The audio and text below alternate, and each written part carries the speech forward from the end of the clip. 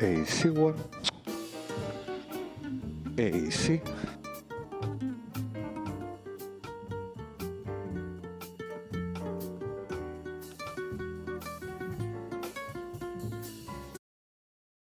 Yes, 1, 2.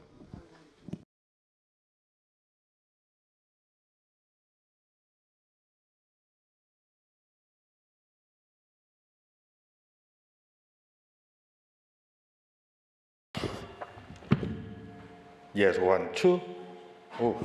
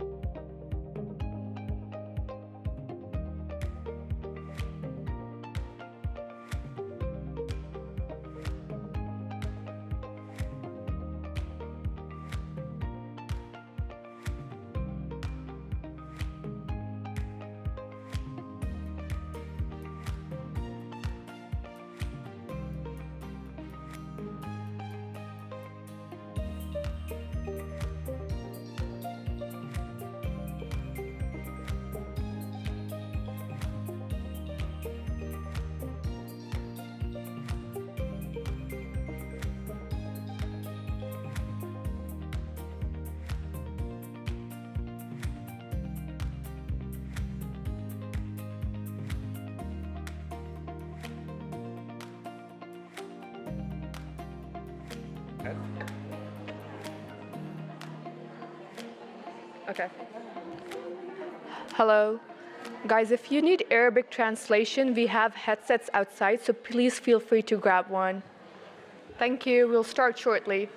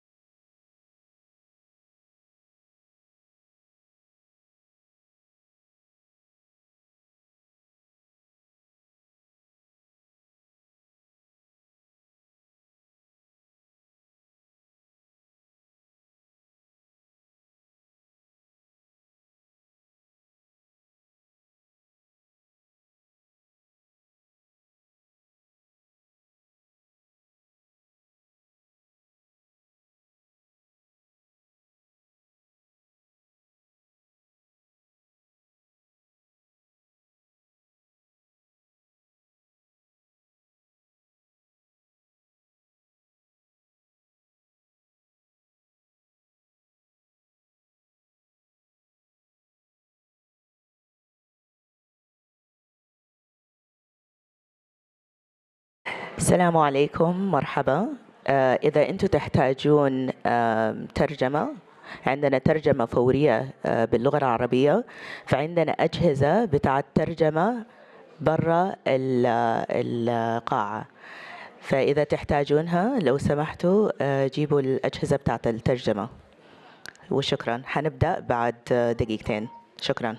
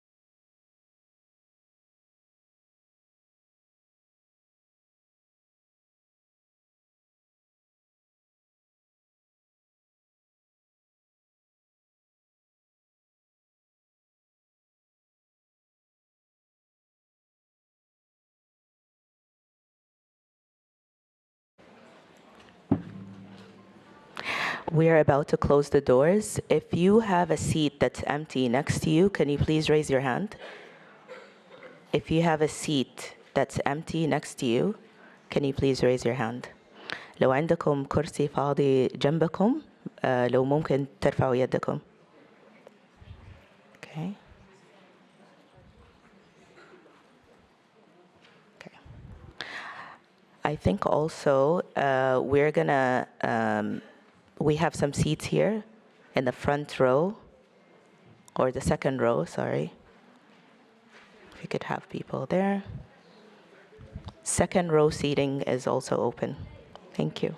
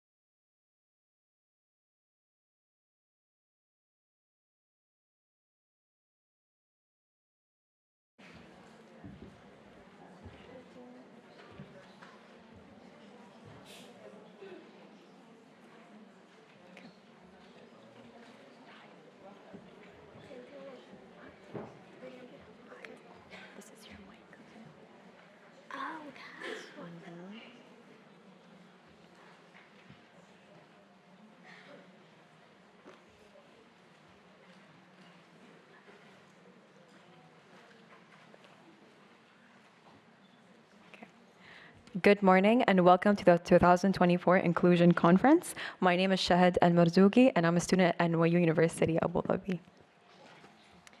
And am I close enough? Okay. And I am Aldana Al-Mansouri, Special Olympics UAE athlete and part of the Youth Council, so UAE. The Inclusion Conference differs from other conferences because the Inclusion Conference focuses on the community of Abu Dhabi and the UAE. The Inclusion Conference team is proud to have created an annual space where educators, families, and community members can come together to discuss where we are as a community on our journey towards the inclusion of people of determined nation with intellectual and developmental disabilities. Today, we come together to learn from each other and support each other on our journey towards inclusion. Thank you for joining the conversation and for your support. All right, everybody, before we get started, I would like to share with you a few pieces of information. Student volunteers from NYUAD and Special Olympics UAE athletes, leaders of course, are on site today to support. If you need help, please approach one of the conference volunteers. We have an exciting lineup of sessions today. Seats are limited, so we do encourage you to arrive a session early to secure a seat. Once the room is filled, Mamma Mia, the doors are closed. Agendas are located through the conference area. Please take a look at the screens provided. Volunteers also have agendas and can help you. Okay. Please take a moment to meet some of our community partners who have information tables set up around the conference space.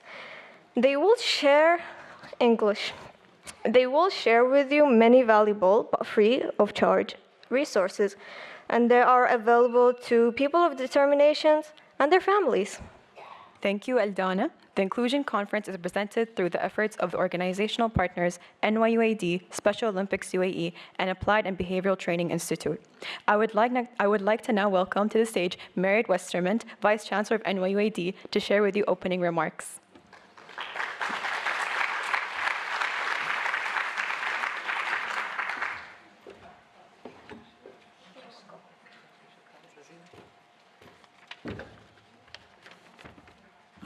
Sabah al-Khair, everyone.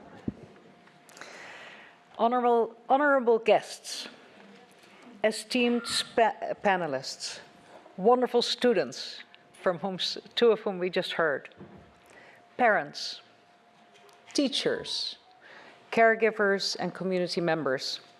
Welcome, marhaba, to NYU Abu Dhabi for this 10th annual Inclusion Conference to be held at NYU Abu Dhabi. This wonderful gathering of many partners is a beacon of hope and progress in our collective efforts towards achieving inclusive education for people of determination, and especially for learners who are differently abled in so many different ways. After all, every one of us is differently abled from the next person. And we have to always remember that. And at NYU Abu Dhabi, we therefore we're so dedicated to everyone's learning here. So we work with a dedicated expert team of people who have worked with these great partners, Special Olympics, United Arab Emirates, and Applied and Behavioral Training Institute. We've worked with these partners over the years to evolve this conference for a decade now.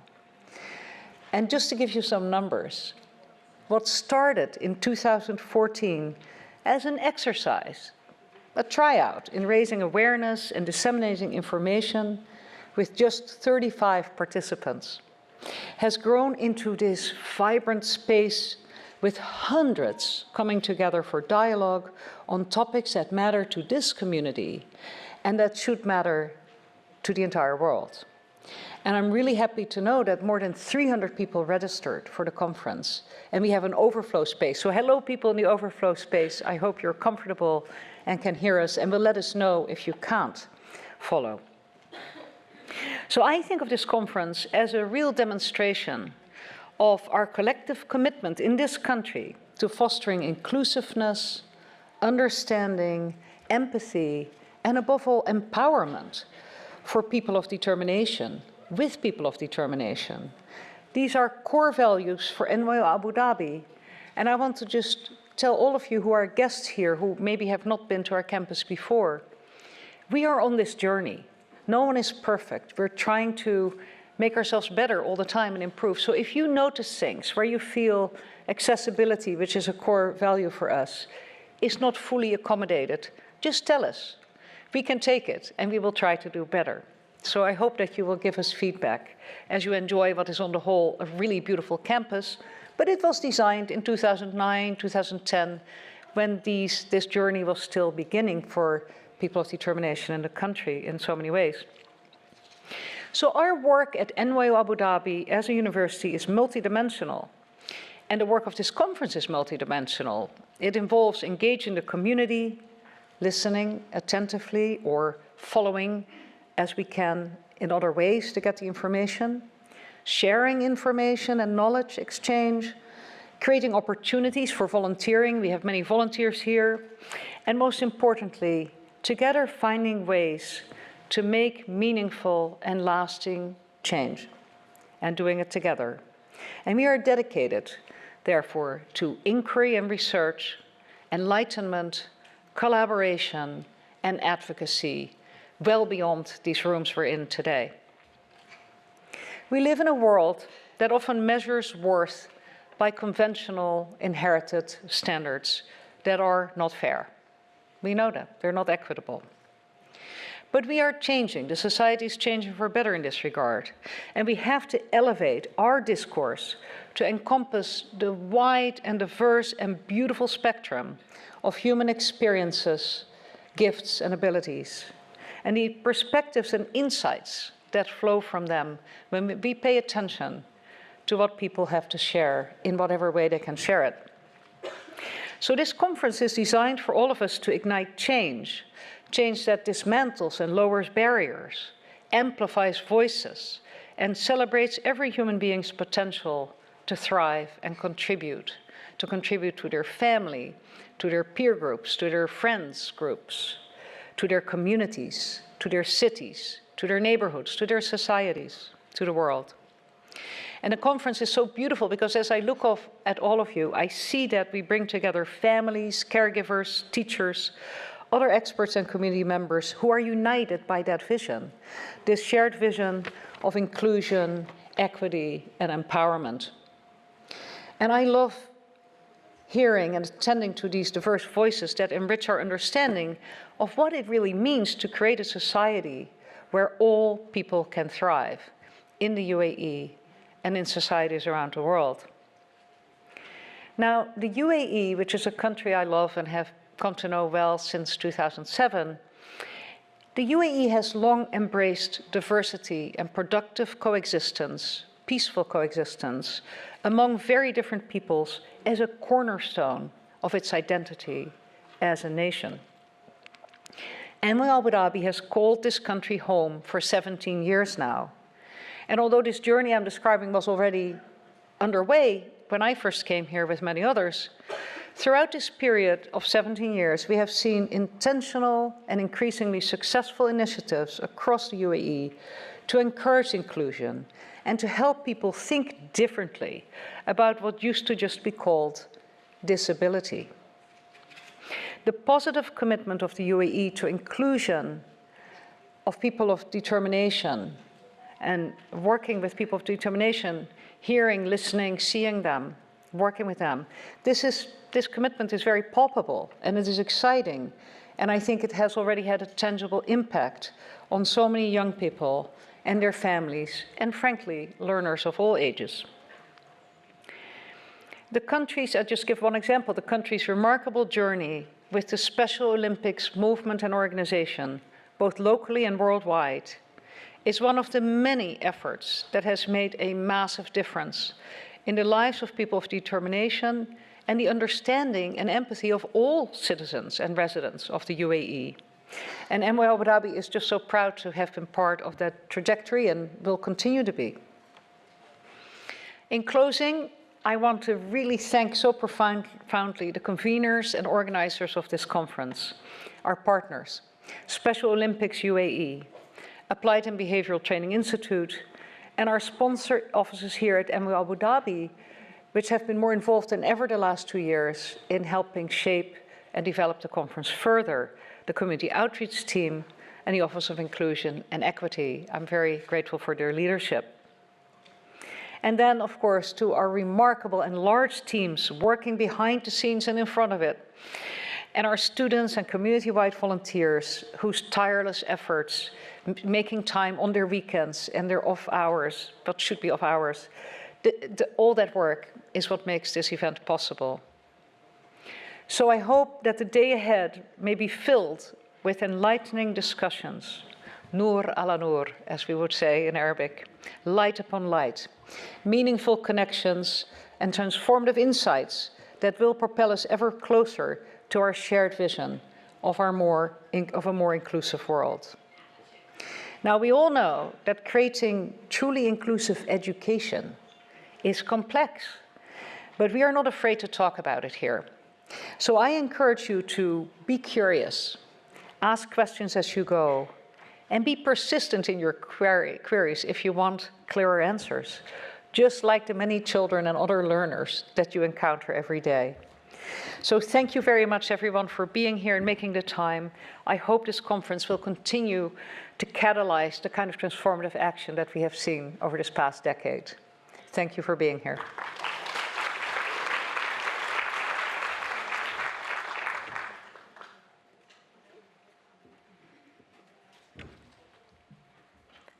Thank you, Vice Chancellor Westerman. Please welcome Nipa Buhtani, Founder and Chief Values Officer of Applied and Behavioral Training Institute.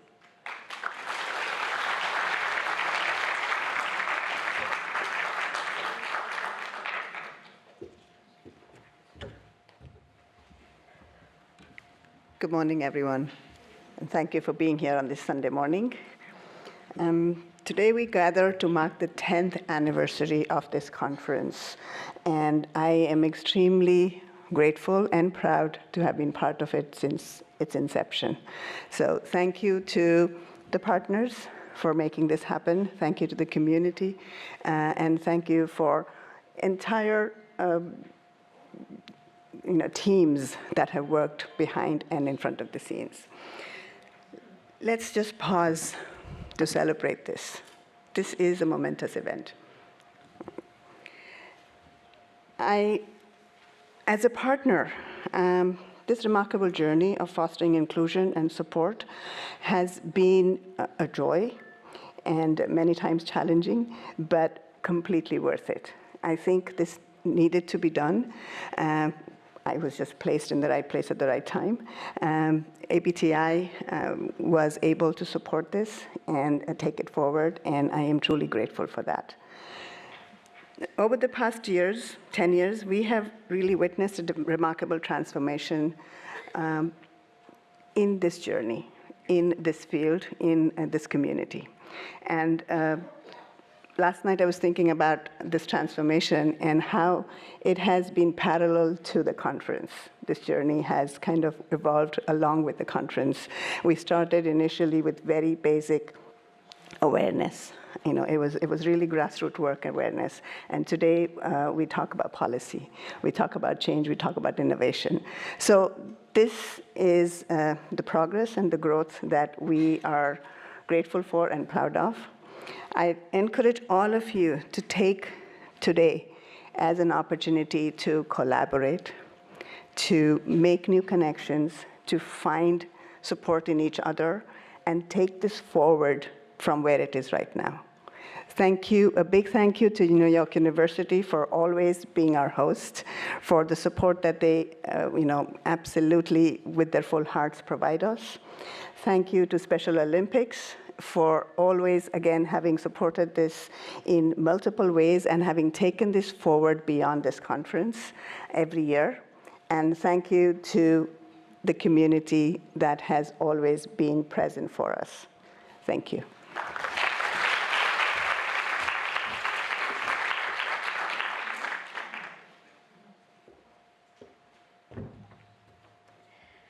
Can I get some height spare? I cannot reach this thing. Thank you, Niba. It is my pleasure to welcome Khawla Barli, to welcome you all on behalf of the SOUAE Youth Council. Smiley. Hello.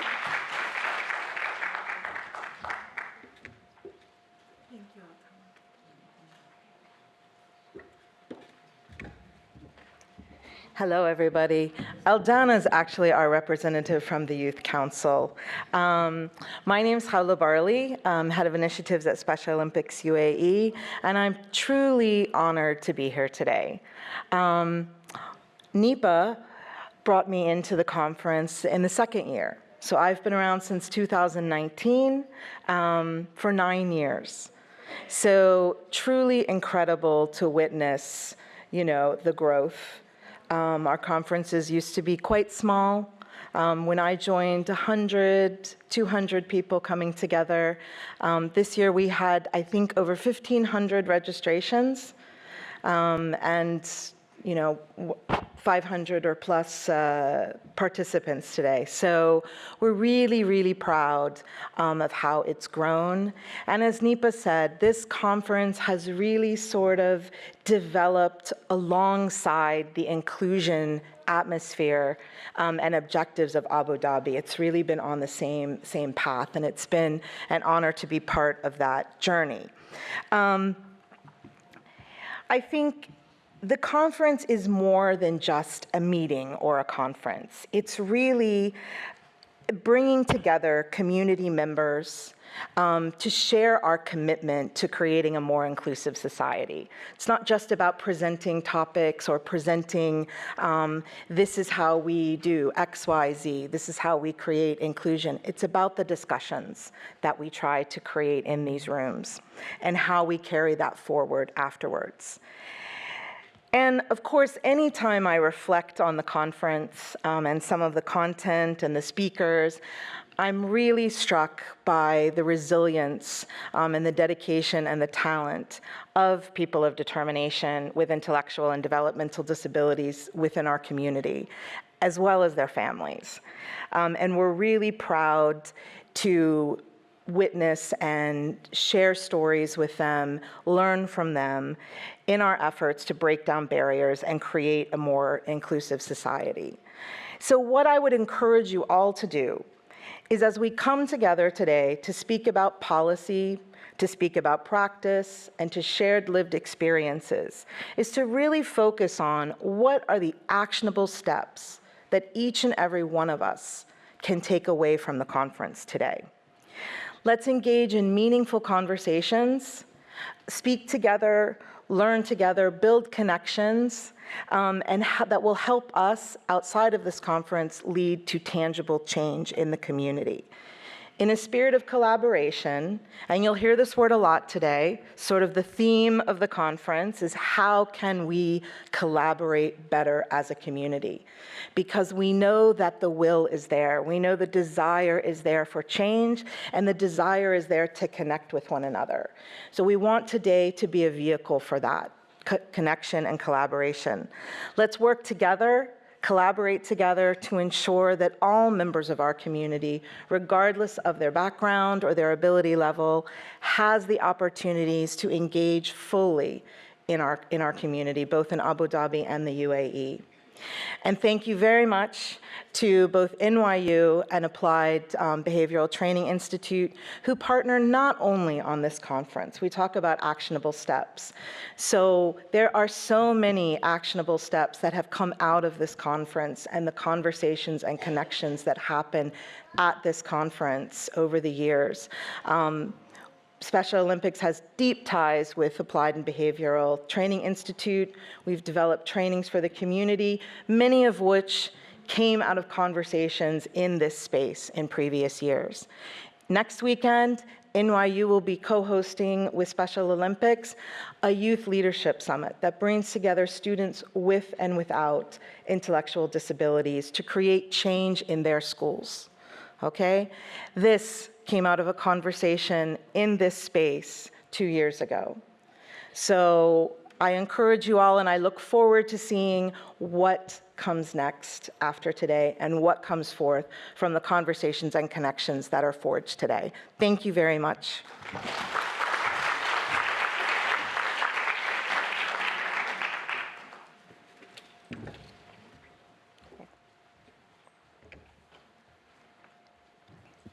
Thank you to our organizing partners for all of their efforts in bringing us together today for the Inclusion Conference 2024. Eldana and I would now like to welcome our first panel to the stage to officially launch Inclusion Conference 2024. Moderating our first panel, Advancing an Inclusion Framework for Persons with Intellectual and Development Disabilities, Nipa Bohtani. Welcome, Nipa.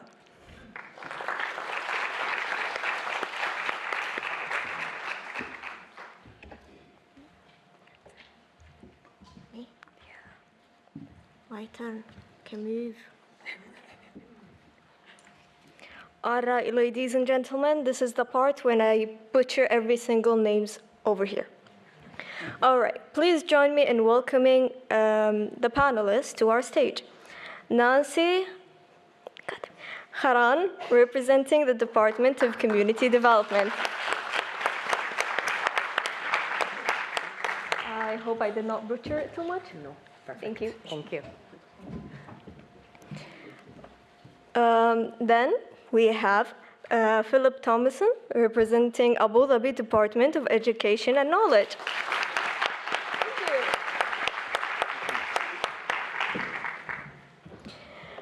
Our next panelist is representing SEHA, S-E-H-A. Please welcome Mr. Allahu Akbar, I have no idea how to say that. Binu George, Dr. Binu George. Is it Binu George? Okay, thank you. Okay, now we have our one and only Layla Abu Saad, representing the Mohammed bin Rashid Center for Special Education, operated by New England Center for Children. Our last but not least panelist has traveled all the way from New York. Let me just tell you something. I went there. It was a 15-hour flight. Like, kudos on coming here and still coming as a panelist. Like, I do not know how you do that. So, she came here all the way from New York City to join us. Please welcome Alison Brown from NYU Steinhardt in New York. Welcome to Abu Dhabi. It is my pleasure to officially open the Inclusion Conference 2024. I will now turn the stage over to Nipa.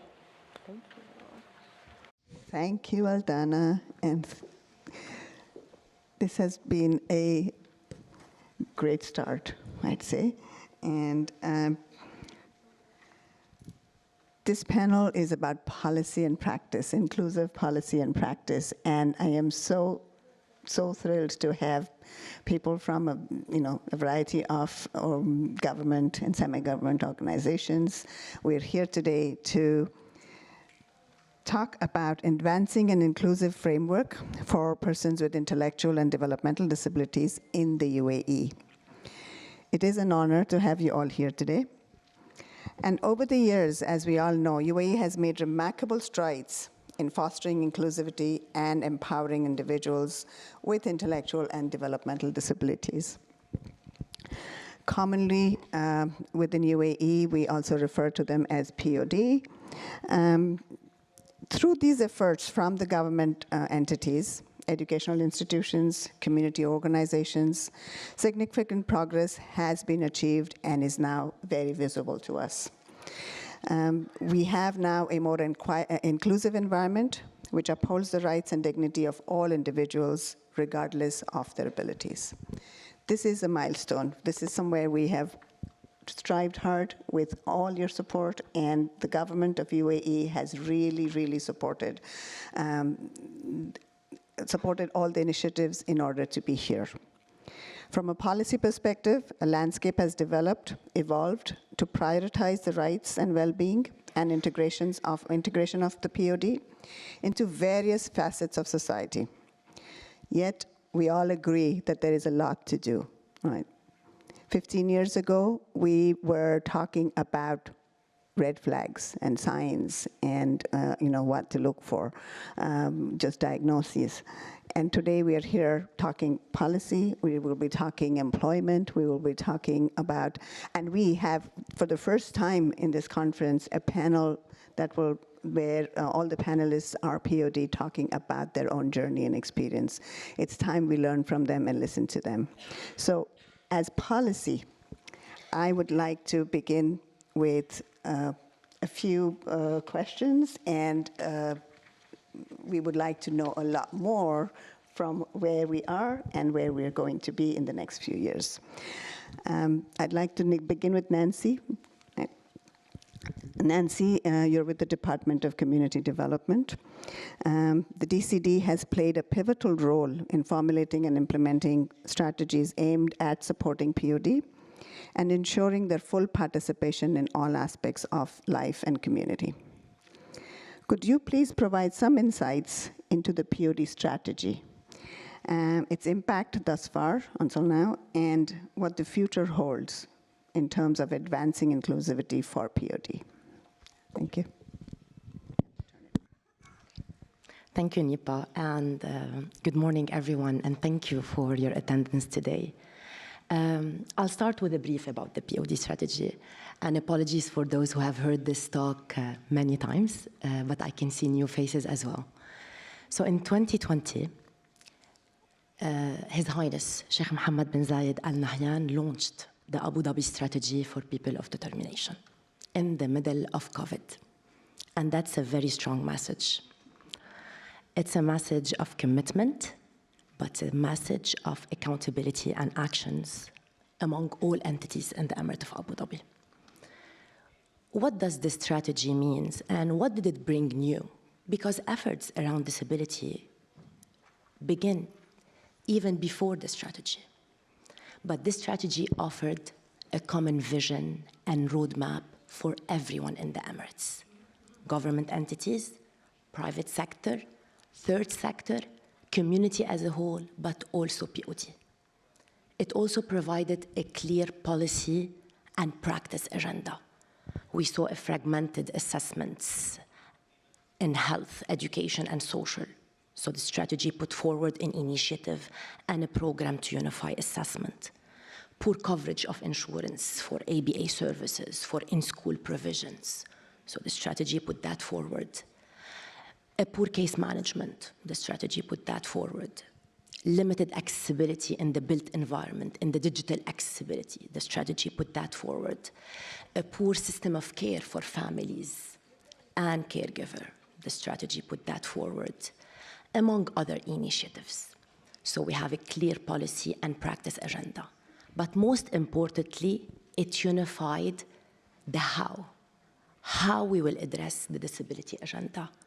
We're moving from a purely medical model, where we're thinking diagnosis, we're thinking the problem isn't in the individual, to a model where the problem is in the community, is in the barriers that are in the community. So let's break those barriers to enable POD fulfill their rights and not their special needs, because they don't have special needs. But also, it mainstreamed the agenda of disability in every program. So all entities now are speaking disability. And it's not about only Zayed Higher Organization or Special Olympics or UAE associations for Down syndrome. It's on the agenda of every single entity, but most importantly, it highlighted the role of POD to drive this change. That's why we keep bombarding Special Olympics or Applied Behavior Training Institute or CEDRA Foundation.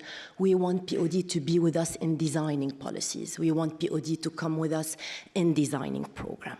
So that's the strategy. Now let's talk impact, because the strategy was in 2020 and it comes to an end in 2024 just for the first cycle. We're moving to another cycle. Very briefly, I would like to see the impact on 3 levels. Let's talk structural indicators, let's talk process, and let's talk outcomes. From a structural perspective, I believe we have came far. It's about the policies, the legislation, the standards, the guidelines. We have established a lot. We have an inclusive employment policy. We have an inclusive education policy, and I'm sure Adik will talk about that. We have a protection policy from abuse, exploitation, neglect, discrimination. We have an accessibility rating system now. We have housing standard, web accessibility guidelines. So I believe, we believe, that we have developed a good infrastructure. Let's move to process. What are the activities, the services, the initiative that happened? We also believe we invested as a community and as Abu Dhabi in lots of programs. Employment programs are thriving. The number of entities involved in the agenda of POD are thriving. The number of social enterprises are thriving. Number of awareness campaigns, number of screenings, number of trainings for family, they're there. But if we move to outcomes, what is the result and the effect of these processes on people's life? To be really frank, we don't have a full picture yet. We are engaging with entity to quantify, did the employment rate of POD increased? Did the enrollment rate in school increased? Did the community participation of POD increased? It's still in process. I believe we can do better. I believe we need to translate the structural and processes into outcomes, but we know from surveys that the POD well-being increased. The POD community participation, we see them in sports event, we see them in cultural event, we see them everywhere in the community. And finally, the last part of the question, what does the future hold?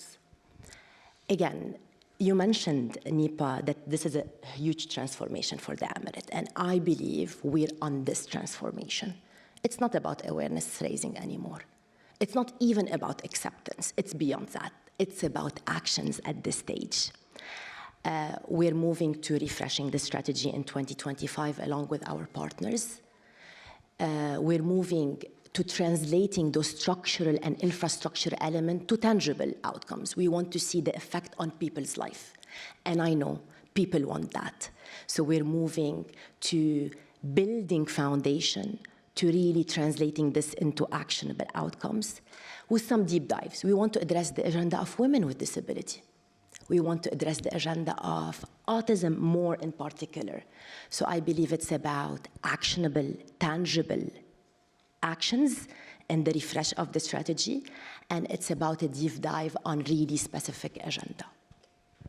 Thank you. Thank you.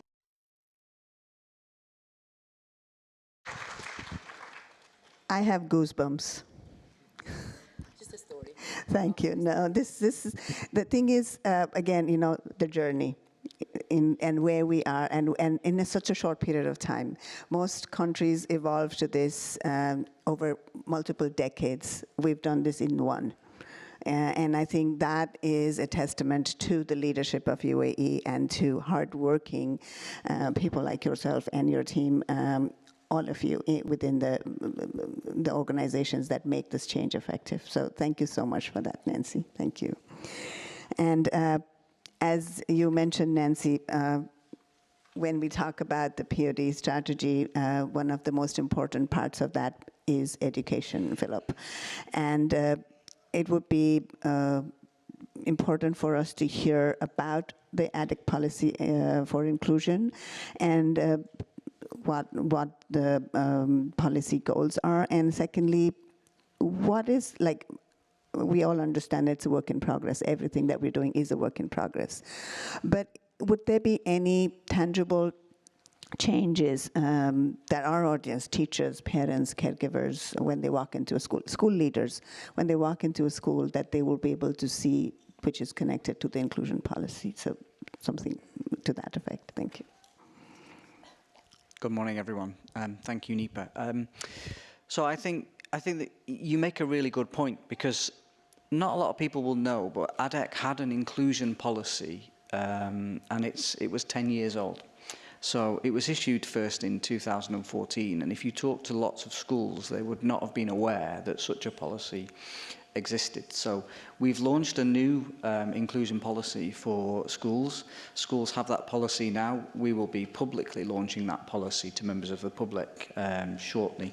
And I think it's really important. We talked today, I've heard words like collaboration and outcomes and impact. And I think that's, from an education regulator perspective, that's exactly what we're looking for. Now, we've issued this policy to schools, but we haven't just said to schools, here's our policy, here's our guidelines. What we are saying to schools is, here is a guide for you. And then equally, as a regulator, we've been visiting schools and we've been doing something called support visits. And we've actually been going into schools to help understand what are the issues, what are their barriers, how can we bring other partners to the table to support schools to provide a high quality, inclusive environment for our students. And you know, we talk about just a short-term measurable impact. I mean, just in the last 12 months, we've seen the number of SOD children increase by nearly 2,000 in our schools. You know, we have nearly 14,000 children and young people now that are identified as SOD in our schools.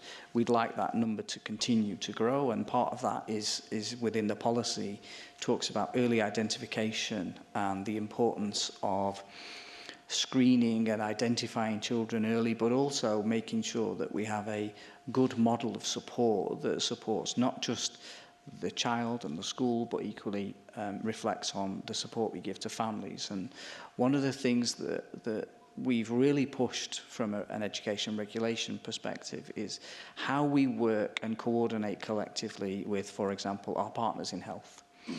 So we've issued a policy to schools around, we've called it in-school services, but it's about schools providing health services in schools. Now, what we don't mean schools recruit psychologists or speech therapists.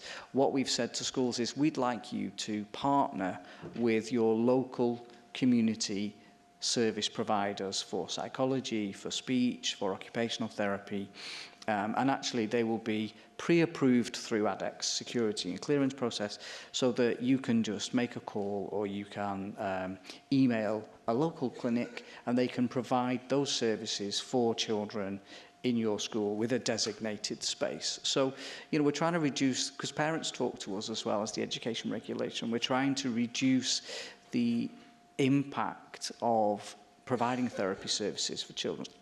Families tell us, you know, the children have done a full day at school, and then we lose the weekend because they have to go to speech therapy, they have to go to occupational therapy, they have to have ABA therapy, or after a long day at nursery or school, the child then finishes, they go home, maybe they have a break for an hour, and then they have to go to a clinic for an hour, and that could be 2, 3, 4 times a week for some families. And I think anything we can do to really support our families and reduce that burden through education, because actually that's where the change will happen. It's through education, and you know, I equally feel the responsibility of that, being the director for SOD every day, because I think that's where we will see real social change, and you know, supporting and working with our colleagues in health, but also Department of Community Development on community programs, employment programs. You know, we are preparing the workforce of the future in schools, and actually to prepare the workforce of the future, they need to know, what does an inclusive society look like? And it starts in school.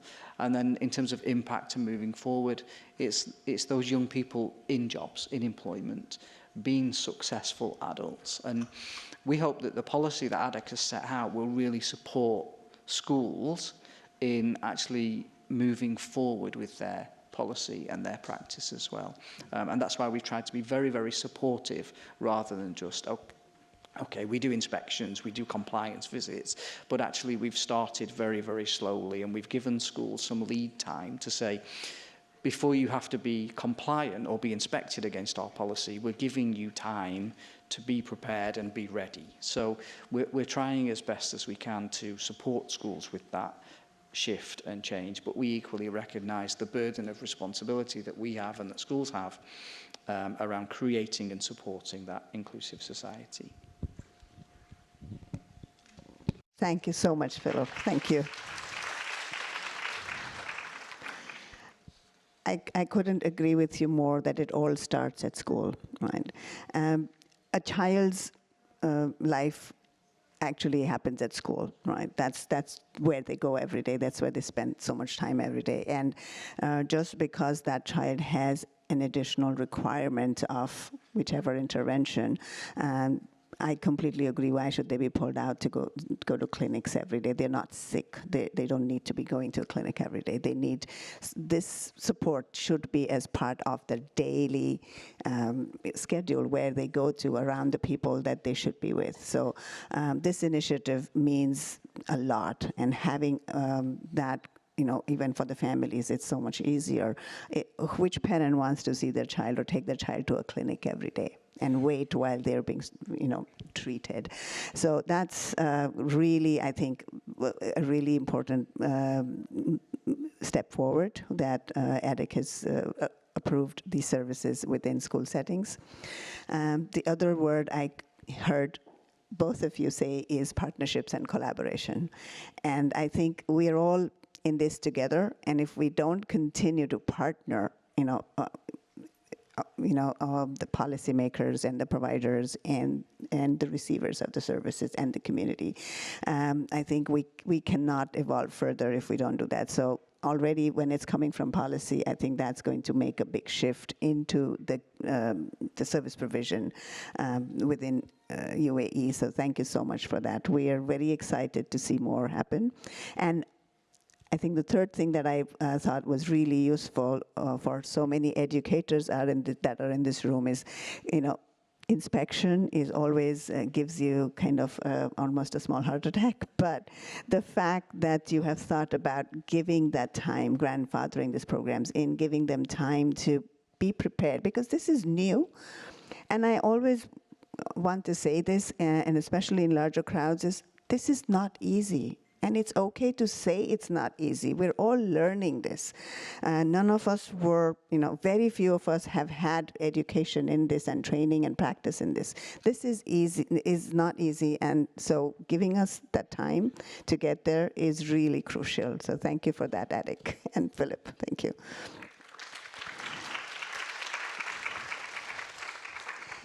And as we're talking employment, if we kind of go back to when a person needs to be employed, they need to have the treatment, the support, and the diagnostic support much earlier, because employment can only happen if all the work has been done in the last 20 years. We can't just take someone and just have a policy and put someone in the workplace. The whole community, the family, the person, everyone needs to be ready for that. And so that brings us to the health. And Dr. Binu, as part of the SEHA initiative, can you tell us where we are with diagnostic support, with therapy support, intervention support within the health sector in Abu Dhabi, please? Thank you, Nipa, for inviting me over, and thank you to the esteemed panel. Some familiar faces, so and quite a few more in the audience, I guess. So from the health perspective, I've been an observer looking at how things have moved on in this lovely country over the past 7-8 years. And I came from the UK, so really embedded practices of social health care. I think we had a lot of efforts, as has been rightly described even before, moving towards inclusion and support. But I think for me, the Special Olympics was, the beacon which kind of, brought everything together, and everyone noticed it. So it was very visible that we were ready in this country to do more. And then came the pandemic, which kind of put a spanner in the works. As a physician, and I'm sure my therapy colleagues would agree, those 1.5, 2 years took a heavy toll on development, mental health, for children, for the families, for us, parents. And subsequently, we saw a lot of organizations ramp up their efforts in looking at what was happening. So, health did it, the Community Development Authority did it, education did it. And all of us were surveying, and I think parents were complaining of, survey fatigue, because there were so many surveys coming out in 21, 22. But a lot has come out of it. So the DOH, the Department of Health, did a lot of surveys, and it reflected exactly what all of us were picking up. And one of the key things that we were all picking up was that primary support, primary diagnostic support was lacking, had a lot more to do towards. One of the interesting things which I was a part of with the Early Childhood Authority, where we were looking at awareness and education even amongst the diagnosticians, so the pediatricians. And we found, significant gaps there, which the pediatric community or the physician community were able to acknowledge that they did. So there were lots of different gaps that were picked up, diagnostics and the pathway for a family where they have the first question as to what's going on with my child or young person, to finding answers if possible for those, and then more importantly, finding the right actions or the actionable, consequences. Even more important than the diagnosis, I think, are the actions. And the diagnosis does not stop you from taking an action, especially in neurodevelopment and developmental, activities. These were definitely things that the families were crying out for. Before this whole exercise, there was a lot of fragmentation of diagnostics and intervention. Standardization was still not there. And the public and the private sector were doing all kinds of things. And now, because of the efforts of all of these bodies, we're looking towards standardized assessments. So DOH is really working towards standardizing the pathways, even the kind of assessments that are going to be used.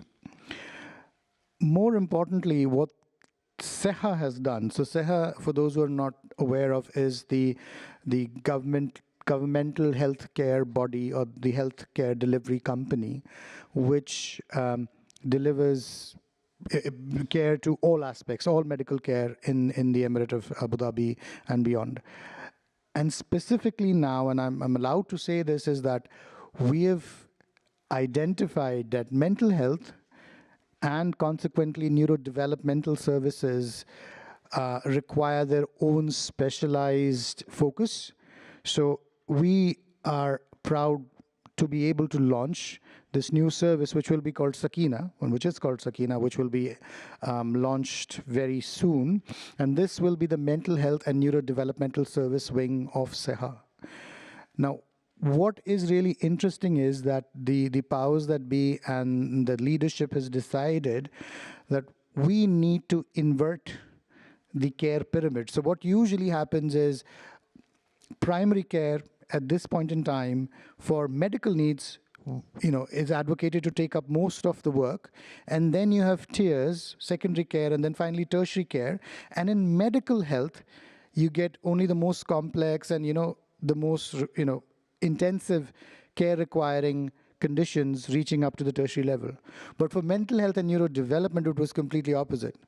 The primary health was not pulling the weight, because of lack of, knowledge, because of lack of support, and a lot of the burden of diagnostics, of therapy was falling onto really specialized centers, and they were taking in the bulk, whereas a lot of lower level requirements could be sufficiently met in the primary. So this pyramid, which is the inverted pyramid, that's what we're trying to flip.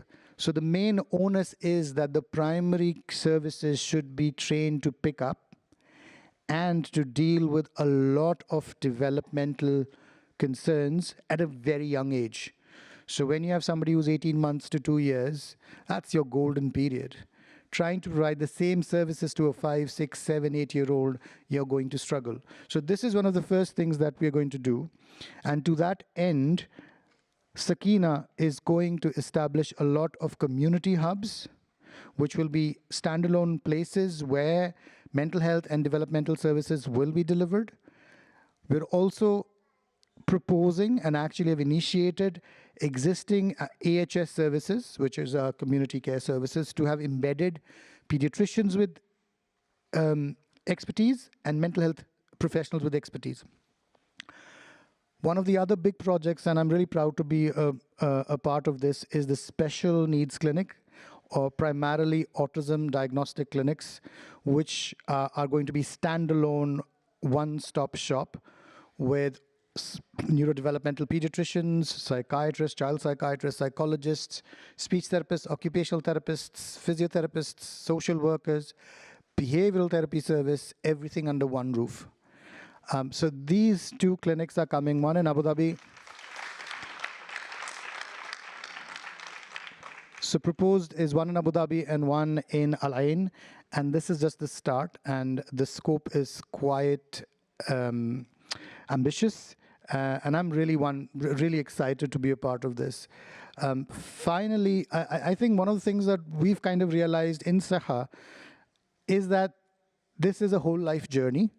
So and again, I'll use the word ambitious, but I'm really happy that we've thought about development from pre to perinatal. That means even before birth, and that's a golden period. So we are planning and actually have set into place perinatal and prenatal and antenatal mental health clinics to support parents, and going on through the gamut of life till the end.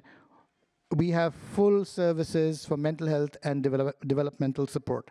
This will include social support. This will include education. This will include awareness creation. And of course, it will include the medical components that everybody's aware of. So that's what is coming next.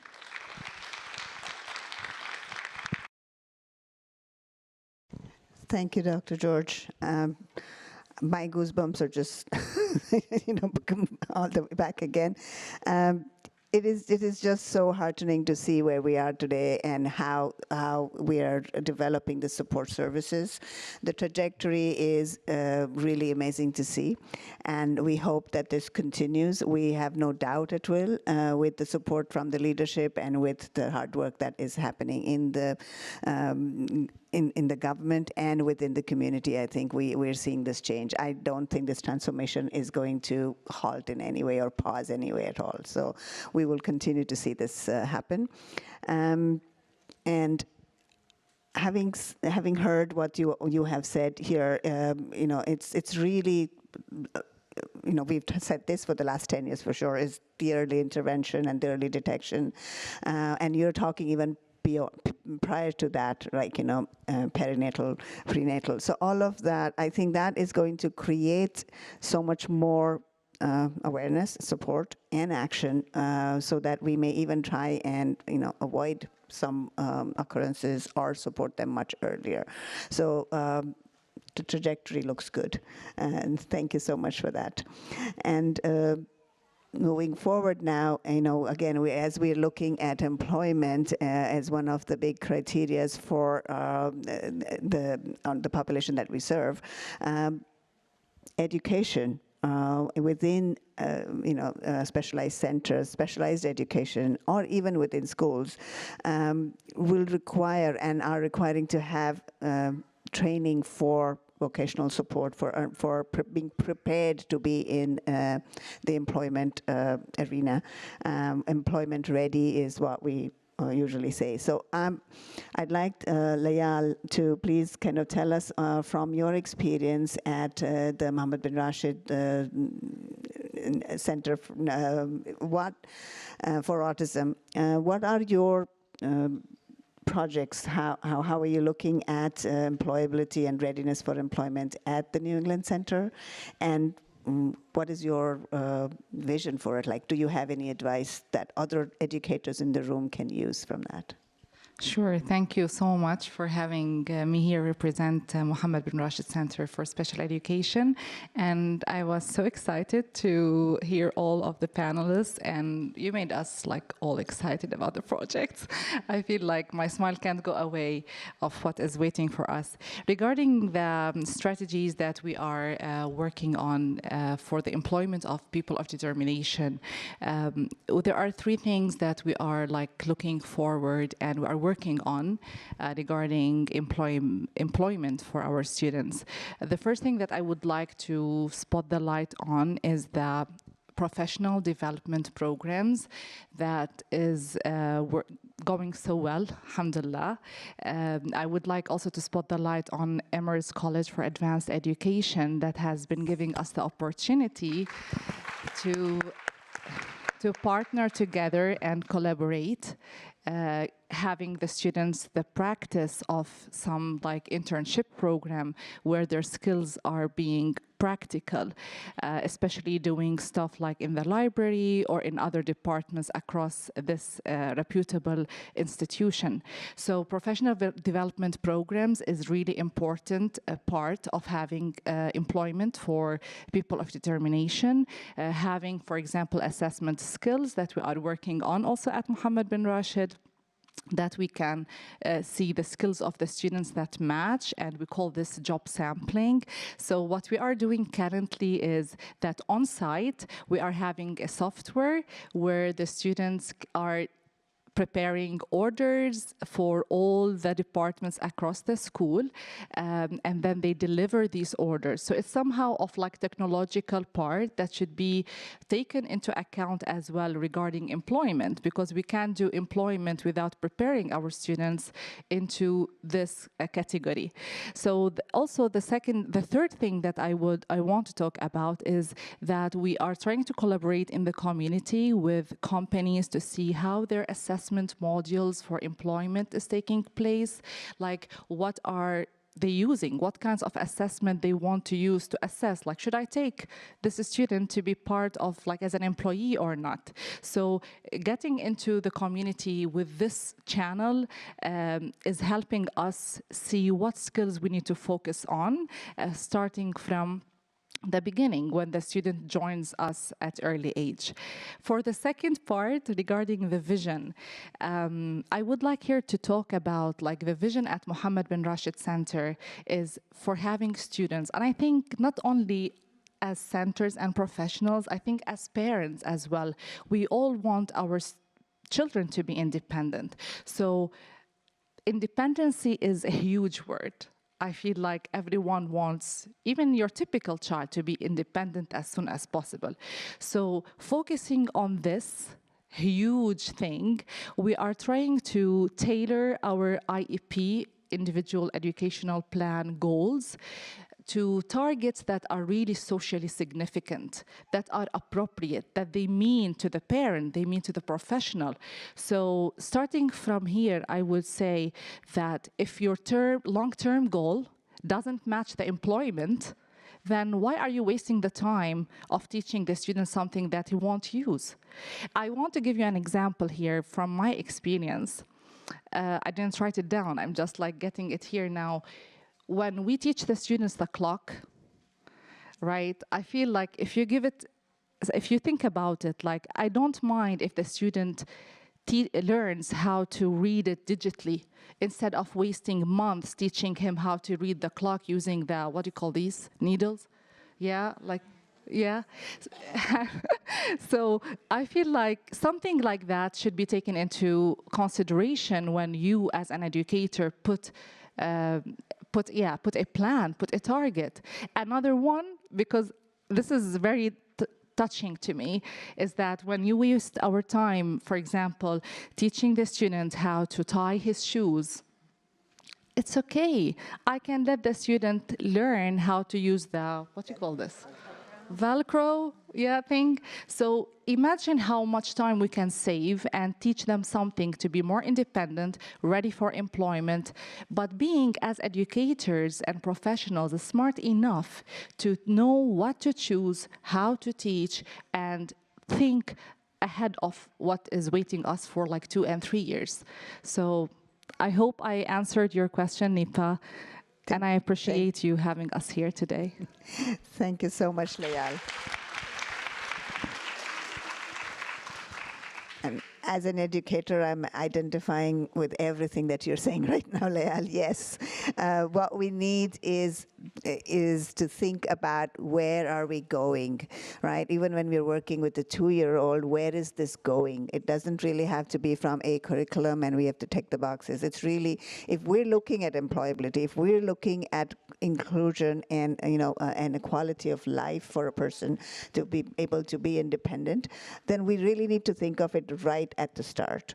And that's where we are right now, I think, in our community, where we want employability, but we've missed a few steps. And I mean, I'm taking this liberty to say this because from what I have seen, and we've missed a few steps. And of course, we're learning, and it is all emerging. But thinking back, let's think about what is it that we need to plan and think of when we're wanting employability at the age of 20. That was one thing that was really important. Thank you, Layal.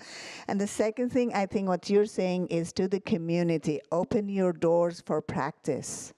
We need our POD to come into your offices and your workplaces and practice. They will not be perfect. None of us are. But if you don't allow them that room, if you won't make room for that person and that experience, then how will they learn? How will we learn? It's not just them learning, we're learning when they come into our spaces. We're learning more than maybe what they are because we don't know anything. They've at least had some training. We've not had any in this experience. So open your doors, whatever your organization is, and give them that opportunity, please. Right. So thank you so much for that, Layal. And talking about UAE and where we have come to, I think we have Alison here who has had a lot of experience with this journey in the United States, in New York, and at the NYU Steinhardt. you're listening to us, and I don't know what's going on in your minds, but I'm hoping you're thinking, this is okay, we're all in line, right? Or like, okay, you guys need to stop what you're doing. I don't know what it is. But I think we would all love to hear from you, your insights on what your experience has been on this journey, because you're ahead of us a couple of years maybe. And if you have any advice on better alignment or anything that we should be thinking of beyond what we're already doing. We'd really appreciate your input on this, please. Thank you. Thank you, Nipa. It's an honor to be here with all the panelists and to see all of these wonderful educators and parents here celebrating inclusion. I'm very impressed by what the UAE is doing and the advancements you've made in empowering, especially POD, in such a short amount of time.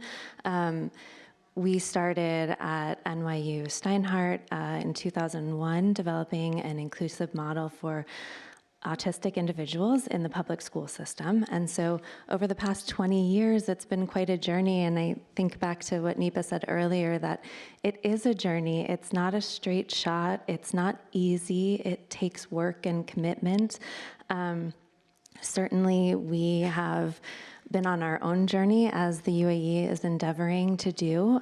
There's been lots of challenges along the way, both in the small scale, as I'm sure you're experiencing in your classrooms and with individual students, thinking about how to truly and authentically include them in your spaces, as well as in larger settings, thinking about how the education landscape has changed and how society has changed. You know, even there was a lot of references to COVID and how much we have changed in our thinking around mental health and inclusive practices. And I think for us, across the 20 years, a lot of what we learned through this process is that inclusion isn't a location, but it's actually a mindset. At its heart, it's really about how you think about students, humans, across a spectrum. It was stated earlier so beautifully that we all have different needs, that each of us is unique, and it's about recognizing that value, that intrinsic value in every human, and having that embedded deeply into the how. The policies that you've outlined have really focused on the how to take that action. And one of the things that we've learned, and I wanted to highlight a little today, is thinking about the why, and how do you design policy around that why, that mindset change, to make the shifts. Because as I had the pleasure of talking with Philip, and he said earlier too, when he was just speaking on the panel, these are the employable people, right? The workforce of the future, but they're also the citizens of the future. And it's not just the people of determination that are the citizens, but it's their peers that are sitting next to them. It's the family members that are partnering with the schools. It is the educators that are out there making the change and the difference.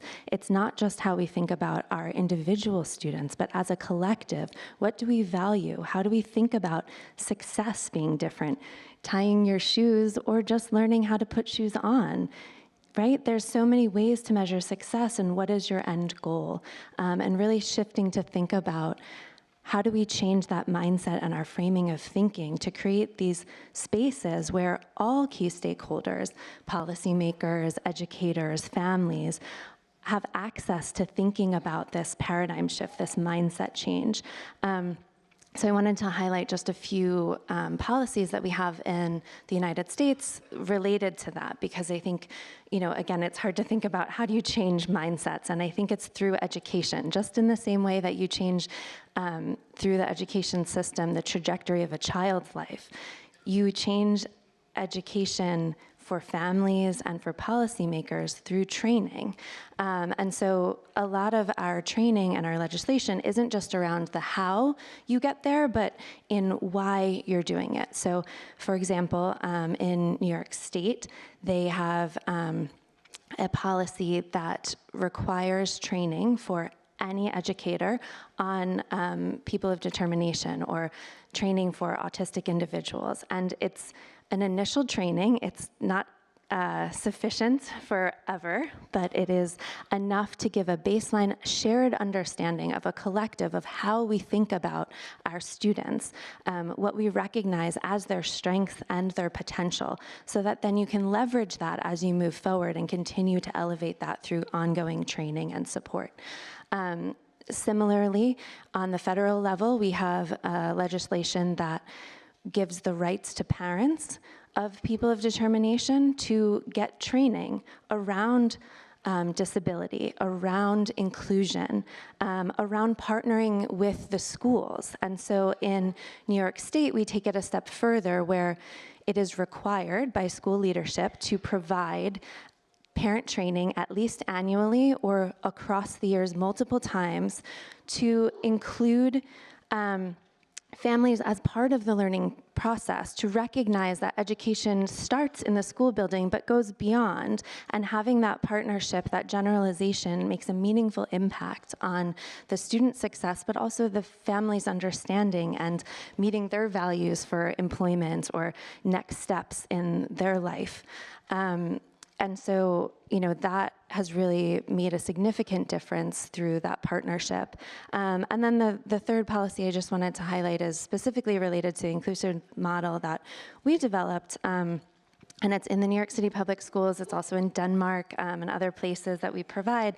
And the city requires school leadership to engage their staff, all staff members, related service providers, leadership, principals, in training, a 12-week course, a pre-service training around inclusion that focuses on the social model of disability, moving away from that medical model, thinking about creating spaces of belonging, changing that inclusive mindset to see the strengths and to recognize that inclusion doesn't just support and work for PODs, but for all students, that everyone benefits in an inclusive environment from learning from different types of people. In the same way that we have, racial and cultural diversity, we have neurodiversity, and that really is empowering when you create that system, not just for the PODs, but for all students. And so to start with that training can really, again, change that mindset thinking. So you then practice kind of leads on its own. Oftentimes you see it happening because you've been trained in a certain way. You see the humans in front of you in a different manner. And so you don't just teach the way you were trained to do. You think about, who is this? What do they need? What is their gift, their strength? What motivates them? And how can I change to support them to reach their full potential? So I think, as you continue on your journey, and it is a journey and it takes work and it's not easy and we're still learning. I think, one of our core values is lifelong learning. Our model has evolved quite a lot across 20 years, and I anticipate that it will evolve even more as we continue to learn and as we continue to partner with disabled individuals in particular. So I appreciate being here.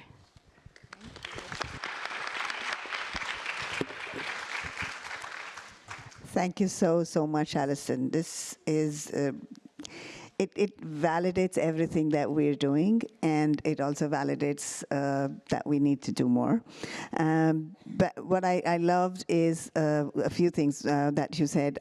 One was like involving the family in the training, because that's important, right? I mean, having a child with neurodiversity is, again, you don't come with an instructional manual. You don't know what to do. You don't know how to deal with yourself, your child, and the rest of the people and the experience around you. So having that training, I think, is a really useful tip. I think we should have that available for all parents who want to access it. And that I really like that idea. Thank you. What really resonated was the why, right? Because what we're talking about when we're talking about inclusion and about employability and about everything is a shift. This is not where we have been 25 years ago, and now we're looking at it at a different lens. It is a shift, and change for all of us humans is not the easiest thing. So having a shift in perspective, having a shift in the mindset, it doesn't happen by talking about it. it takes time, and it really takes looking at it strategically from the policy perspective, and also intentionally and authentically from every human's perspective. So we really need, I think I agree that 8 to 12 week training for school leaders. Yes, we have to embed the reasons why. They have to identify with, why are we doing this? Because if we don't agree on doing something, if I don't want to, if I don't agree on the why, and why would I then put in extra effort? Because this is more work, like we said earlier. This is new, this is different. And so the motivation to do that has to be directly connected to one's values. So thank you for that. And I think we in the UAE are doing a good job with that. We are already, talking about the why. With Special Olympics, we have done a few trainings across multiple sectors, and those trainings, the unified trainings, the goal of those trainings is to talk about the why. Connecting the values to the actions and accepting where we are. Like, we are not perfect. We are not nobody. We're never going to be a spot that's perfect. This is a journey, and if we can keep connected to the whys, to our values, I think we will make huge strides. Thank you for that, Alison. Thank you so much.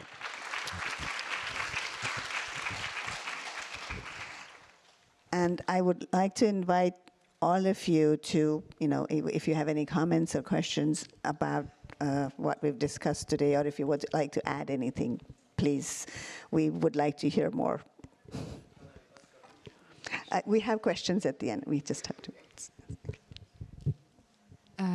I want to add something about preference factor that when you talked about motivation, it's super important to know what the student wants.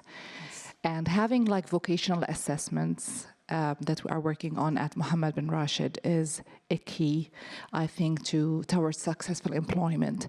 I can't, for example, be teaching a student something that he doesn't like to be doing, and I'm forcing it. I think we should step back and see, okay, what do you like? Do you like clerical work, or do you like, I don't know, mechanical work, whatever, thing, So giving them the option and having the autonomy factor to be highlighting that in his personality is super important, and I'm super glad that with Compassionate ABA, that we are taking this more these days, and I know so many of you are in the ABA field, and recently we see more focus on this line. So if you have any comments.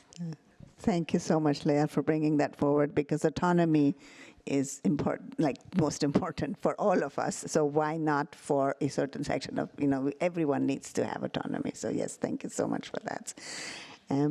Anyone else? All good? Okay.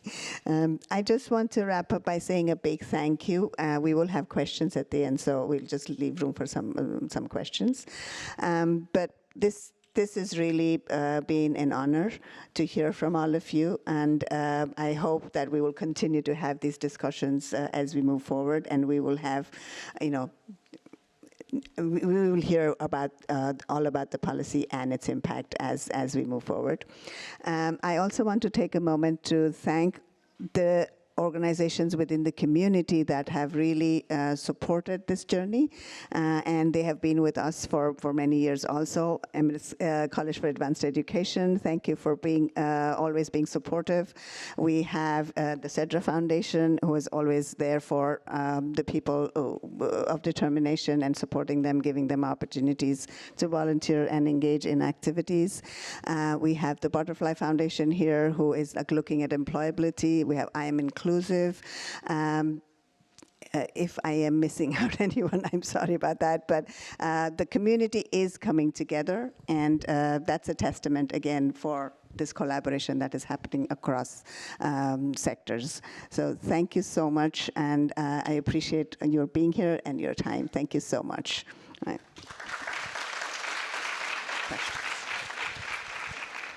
Yes.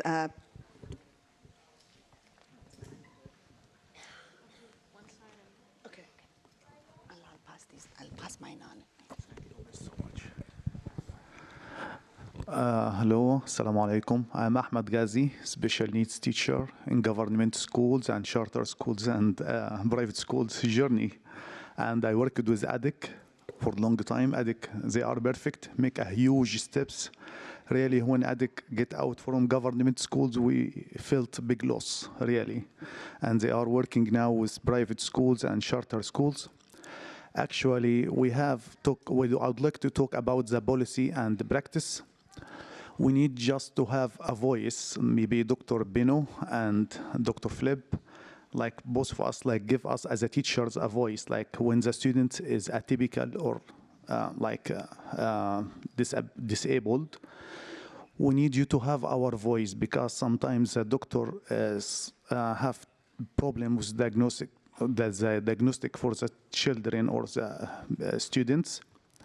And when we have the student in our school, we find like something different. He's saying maybe emotion and social or something disorder, and he is autistic, the boy, you know. And recently, the doctors started to talk to us when I talk for the parent who is like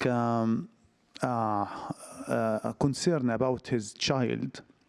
Let us to talk to the doctor, and the doctor really write my name once in his report. And when we have this talk together, and we find like we are like compromised, like 50-50, and we talk together, we find the solution for the diagnostic, the real one.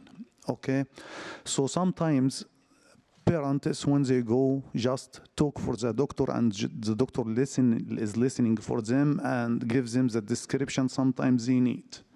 I don't know, like some we have barriers, okay, but right now we are like making steps in progress. So we need just to add something for our policy in ADIC to let the teachers, like doctors, have reports from the schools telling them what's going on. Even the centers with Miss Nancy and Miss Leal, and I need just to say that even centers like have problems with medical centers. We need to go all of us for Saha maybe. Like the policy, the Saha is the most good reporters. Sometimes we have like centers make it very expensive for parents, like 7,000 for the report. Saha is the perfect, I think. And about Mr. Philip too, about charter schools or private schools, sometimes they are saying they will have our own policy. We need the code of conduct. We need like all of us in one step, because when I go for one of charter schools, they give me different disabled students in one group and tell me to teach, and that's our policy. It's not right. Yes, we can talk about this later. Thank you so much. Thank you. Thank you. I think you're absolutely right. I was very much used to a situation or a framework where school, health, and family, and social services, we all work together. But that's because we had the policies to back all of us. We had the legislation to back all of us, because when you talk about a medical facility passing on information to a non-medical facility, there are a lot of confidentiality laws into place. And you can see how in the pure medical field, it's very obvious. But for learning, for autism, for communication, neurodevelopment, it is as applicable. As Nancy was saying, phase 1 is complete, cycle 1 is complete. We are slowly maturing. I'm 100% sure the next stage will be these laws, these frameworks which support families and actually help us to support them. So once that all is done, this will be seamless.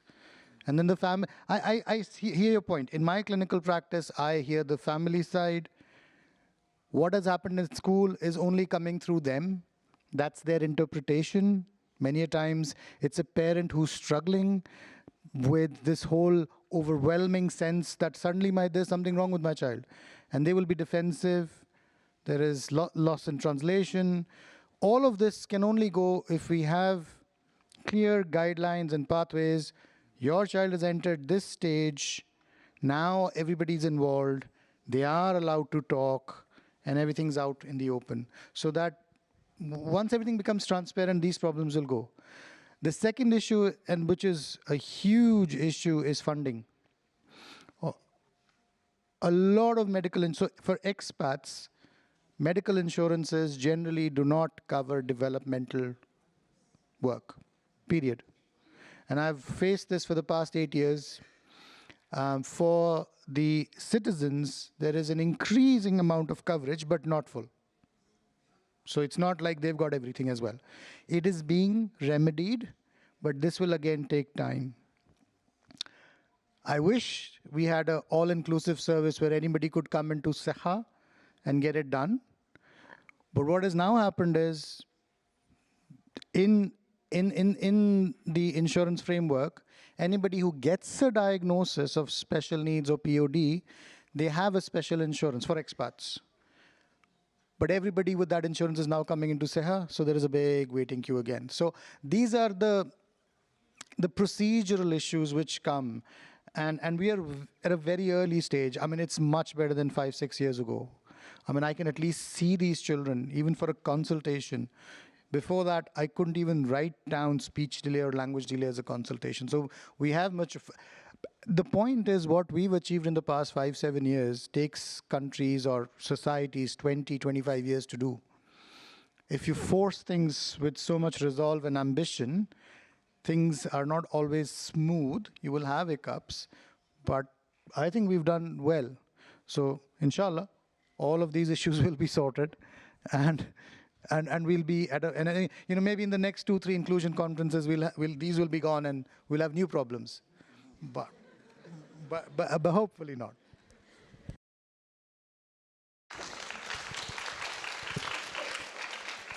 Thank you, Dr. Binu, and thank you for your question also. We can take only one more question. Good morning. My name is Saif Ali.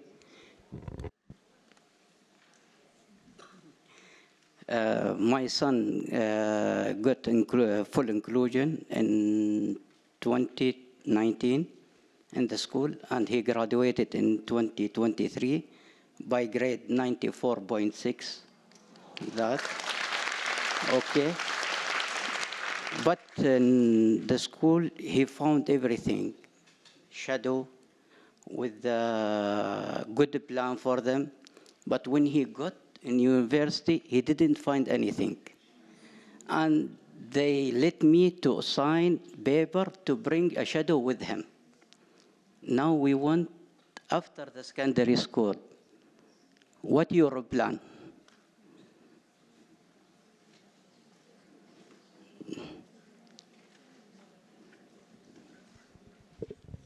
Thank you. Thank you for raising. I think I'll let myself comment on this. I think higher education is a deep dive in itself that we need to engage in the refresh of the strategy. I think we prioritized maybe early childhood education, school-age education, but adulthood. While it is there in the strategy, but I think actioning this with proper support system in higher education is definitely a priority for the refresh of the strategy.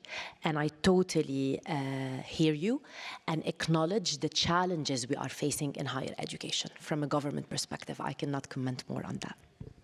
So Nancy, can you just, as a follow-up for the audience, if people are facing challenges in higher education, particularly in the government institutions, where can they go? Okay, that's a good question, Khawla, and thank you for bringing this. I did mention that as part of the infrastructure we established in the Emirate of Abu Dhabi is case management. So an integrated case management to support the family and POD navigate the systems, even if there are gaps in the system. That case management is in an authority called FCA, Family Care Authority. So you can go to the FCA, I can provide you the hotline, I can provide you with an email, even there are walk-in, and raise your case. And there will be specialists supporting you in getting the services you need. So Family Care Authority under the Department of Community Development is involved in supporting families and POD to access the service they need in the Emirate of Abu Dhabi. Thank you so much. Thank you, Khawla, for bringing this.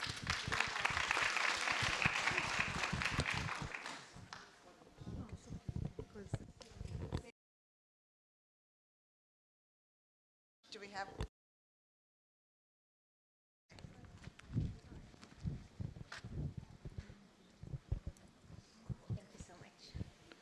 First of all, I congratulate the son. Great job, parents more than the son. We have something really important. I'm talking on behalf of teachers. I have two issues. First, so many teachers do not have any kind of training. We do take courses online, which we all know how they go, but they're not teaching us anything. I was one of the lucky ones who maybe by nature got the capabilities to be able to talk, to deal with those students, but so many don't. They think just giving in to those kids is helping them. They are smart, and smarter than everyone else thinks. They are truly smart. They know how to play you and get what they want from you. So our teachers need a lot and a lot and a lot of training before just handing in and putting so many students with different needs, different cases in with other students. The teacher is in that, I need to teach this curriculum, I have outcomes, yet I have 3, 4 kids. One is shouting, one is playing, one is doing something else. I'm getting nothing. No one's getting anything. I'm getting only 20% of what I'm supposed to be giving. So I think the teachers are in the biggest need of being ready, understanding, and they should know they should be strict. They are teachers. They are there to set boundaries, rules, and again, they are smarter than us. Trust me, I've taught for 20 years. They've been with me. I've luckily learned so much from them. They taught me how to teach them. And secondly is, this is none of my business, but I've been with the shadow teachers a lot, and I've heard that they are being paid by the day, and during summer breaks, they don't get paid. If the student's absent, they don't get paid. This is one of the things that might, no, I'm not saying they're not giving all they can, but it's one of the things that are, summer's gonna come, oh, I'm not gonna get paid. The student's absent, oh, I'm not gonna get paid. This is eating them out. So I think one of the things that you should, I don't know who is, but it will help us a lot. Thank you.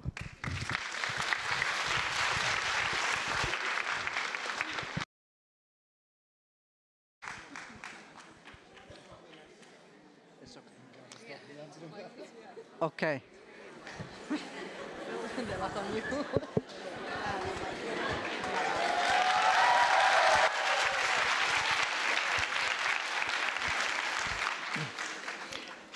I mean, that I have to say is a great question about teacher training, and it's something that we've talked about this morning already. I think you make a great point about making sure that teachers in the classroom can support the children that are in that environment. And I think from an education perspective, so we at ADEC, we are the education regulator, so we hold schools to account on the frameworks and policies that we create.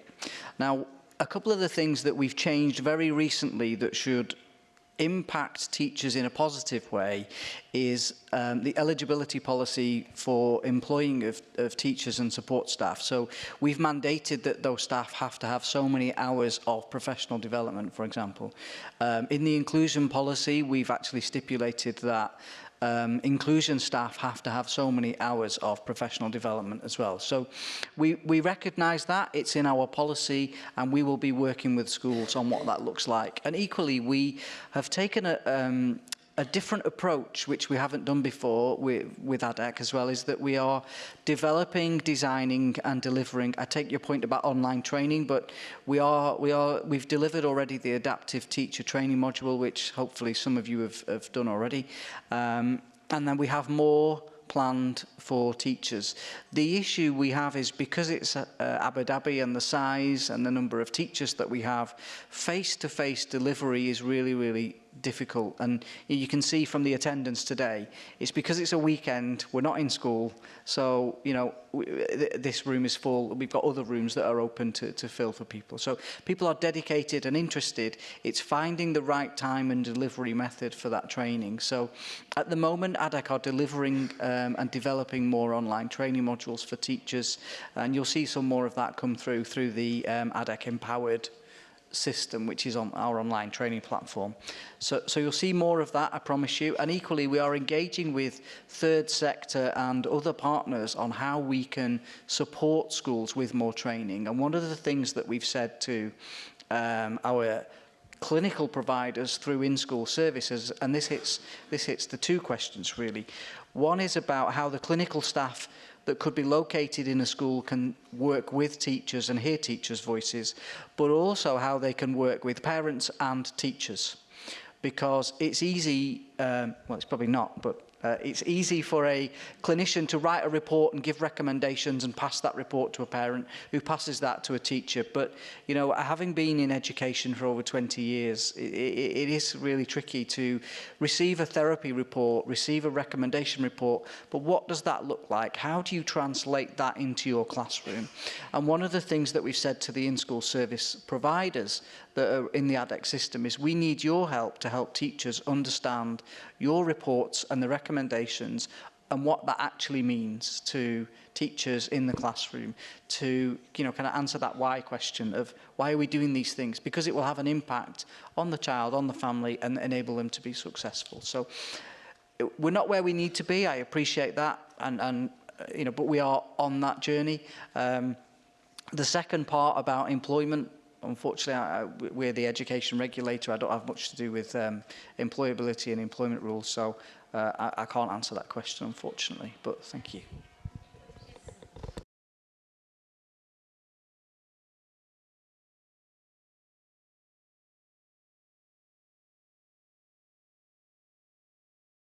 Sorry, but we are out of time. We have to move on.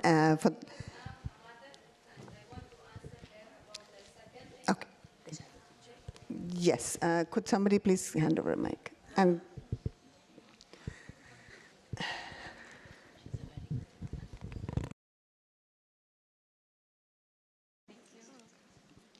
السلام عليكم. أنا عزة أم محمد. أول شيء شكرا على حضوركم كلكم. ثاني مرة أحضر مؤتمر الدمج. بختصر بسرعة. أنا سعيدة جدا باللي سمعته منها بالبارت الأول. إن شاء الله، بس أنا بتكلم عربي، ممكن بعدين حد يترجم. بالنسبة للبارت الثاني بتتكلم عن البيمنت للشادو تيتشر. أنا بتكلم من وجهة نظري أنا كأم، يعني أنا اللي نحن اللي بندفع للشادو تيتشر. هي تنظر للموضوع من ناحيتها هي، وأنا بقدر إن هي تشتغل ومحتاجة محتاجة راتب يعني إناف. في نقطة ممكن كثير من الموجودين شادو تيتشرز، بس أول شيء معظم الشادو تيتشر الموجودين ما عندهم الكفاءة إنهم يكونون شادو تيتشر. شادو تيتشر وظيفة لأي حد مش محصل وظيفة. نحن بنعاني. يمكن في last meeting with ADEC with Philip أنا طرحت هالموضوع بأن احنا كأسر بنعاني كثير علشان نحصل شادو تيتشر. والشادو تيتشر احنا بعد ممكن هي تتركنا لأنه ما في عقود رسمية، فتتركنا وسط السنة، تتركني وقت الامتحانات، حصلت عرض أوفر أحسن تتركني وتروح. عندنا المشكلة في المدارس أنه مجرد ما الشادو تغيب الولد ممنوع يروح المدرسة. فنحن بعد بنعاني، يعني ما بتفكروا هم بيعانوا. الشغلة الثانية بالنسبة للبيمنت، لما أنا يعني بندخل، خلينا نقول الافريج سكول بياخذون 30 ل 40,000 yearly، ونحن بندفع للشادو يعني خلينا نقول من رينج السالاريز من 2,500 ل 5 وممكن يوصل 6. فأنتوا احسبوها، ممكن يطلع في السنة 100,000. 100,000 هذا عبء على الأسرة، بالإضافة لأن عيالنا من أصحاب الهمم محتاجين أكتيفيتي، يعني ممكن يكون في سباحة، ممكن يكون في دروس خصوصية، محتاجين حتى شوز خاص. صح إحنا مواطنين أو حتى في غيرنا مش مواطنين، وفي ممكن ثقة تغطي بارت من هذا، بس في عبء كبير مالي ومادي على الأسر تخليها إن هي هذا أفضل شيء ممكن تقدمه للشادو. وبالعكس يعني نحن بنعاني. أنا بقدم للشادو يعني ممكن في وجهة نظرنا احنا كأهل أنا بقدم مبلغ ممكن لشخص هو ما بيستحق أصلا هذا المبلغ، يعني لا هي سبيشال إديوكيتر ولا هي ماخذة دورات، في منهم ماخذين بس في الأكثرية لا. فنحن بعد كأسر خلي يفهمون هالشيء. بالنسبة للمدارس الحكومية ممكن دائرة التعليم والمعرفة بعض الأطفال يعني وبعض الطلاب بتسبورت إنهم هم تعطيهم شادو تيتشر، بس في اللي تعطيهم اللي هي دائرة التعليم والمعرفة أو مجلس أبو ظبي يعطونهم بالضبط راتب مقطوع، يعني راتب مقطوع بالساعة، يعني لو هي غابت يوم أو غابت حتى ساعة وما يعطونهم الإجازات. نحن بالنسبة لي أنا بتكلم عن نفسي، أنا يعني بحاول إن يعني مثلا الإجازات القصيرة ما بخصمها، لكن الإجازات الطويلة أكيد بخصمها لأن هي مرتبطة شغلها، يعني أنا مش مؤسسة ولا مركز، إحنا في النهاية يعني أسرة وبنحاول قد ما نقدر إحنا ندعم تعليم ولدنا مثلا. شكرا وإن شاء الله. I can translate. I can recap. No comment. She's just relaying the parents' perspective. If I could just translate or summarize briefly what one of the parents here was sharing. She was sharing about the challenges that she has in regards to shadow teachers. So one of the things is that she was mentioning that there is, for example, inconsistency in the support that some of the shadow teachers could give. Like there is no regulations. They could hire someone who she says that a lot of the times might not even be qualified, who they could leave in the middle of the year whenever they find a better offer. There is no commitment. They suffer because of some of these issues. And also the school a lot of the times does not allow for a child to be in school if a shadow teacher is absent. So if she decides to, be absent, then there is also a struggle. There is a struggle also with the child consistently being in school for these reasons. And then she comes in, she also mentions the actual financial burden that is carried by the families of children who need inclusion assistance in school, or it is a must for them to have that. And she said on average, they are paid at the lower end 2,500 dirhams, and it could go up to 6,000. You're talking about when she calculated it with an average tuition school, it could go up to 100K for, she says, sometimes a support that's not even worthy or deserving of this amount. So you're paying 100K for education, and a lot of the times you're not getting what you need back. Then she mentioned the other thing is that there is some support from ADIC and to provide these, but it is hourly payments. And she also mentioned when you do have these inclusion assistants, there are different holidays. So for short holidays, it's okay, you would pay, but when it's like long holidays, I'm assuming maybe she's talking about summer vacations and so on, then they don't pay them for that. So there is a lot of problems or challenges that the families of children with special needs, additional challenges that they are facing, and they would like to get your views on these issues. Thank you.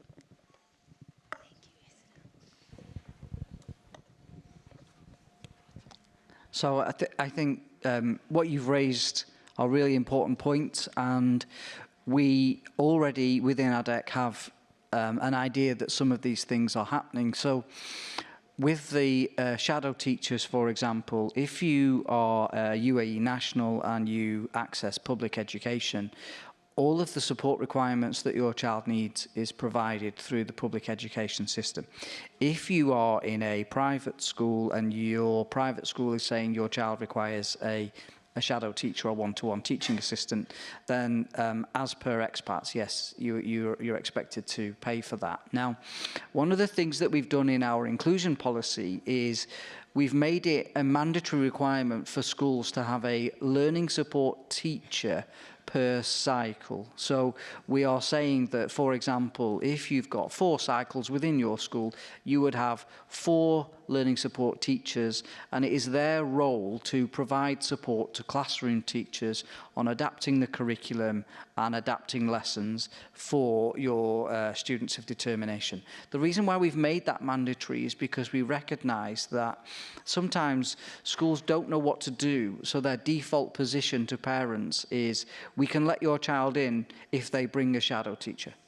And we're trying to move away from that model. Now, we don't currently within ADEC have a baseline of staff in terms of how much shadow teachers are paid or what they cost, or how many are currently operating within our schools that are parent paid. So in our new data collection system that we delivered to schools last week, we've actually included questions on shadow teachers. We've asked schools to upload copies of signed agreements from parents on the rules and why they are requiring a shadow teacher, how much that shadow teacher will cost, and the time that that shadow teacher will spend with that child, for example. So we are starting to research and collect the information from schools so that we can plan any future policy guidance that we issue to schools is based on the research and evidence we've collected from them, because at the moment, anecdotally, we hear the concerns of shadow teachers and parents, but